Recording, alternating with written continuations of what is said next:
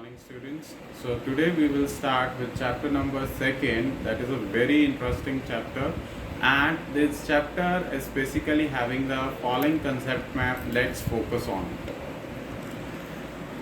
We are having history of biological classification, 5 kingdom classification. First kingdom is kingdom Monera, then Protista, then Fungi, then Plantae, then Animalia. But today we will discuss or study only first two ones, that is kingdom Monera and Protista. Let's focus. Now before doing that, we will look the history. First of all, Aristotle, he was a very good person and he started many works in the morphological characters. He said that either the organism should be divided who is having the red blood or those who are not having the red blood. Then came the Linus. Linus divided plants and animals into two kingdoms. One was the Plantae, another was the Animalia. But this was not accepted by the people because many plants and animals were not equipped in a proper group.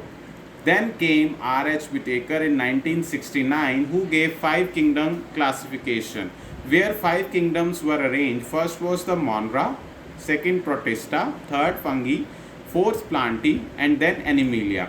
This classification was made on various categories from their cell structures and number of things. Now we will see in detail. Kingdom Monera, the most important member which comprises of all the bacteria, and basically we are having the two categories of bacteria. One is the Archaebacteria, which is having number of types. One who lives in the hot spring, they are called the thermoacidophiles. Those lives in the salty areas, they are called the halophiles.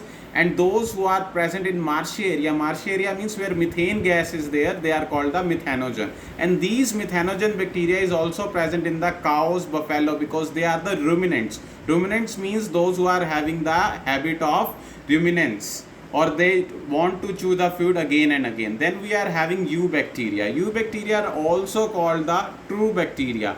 And there we are having the cyanobacteria. Cyanobacteria means blue-green algae who used to make its own food with the help of chlorophyll.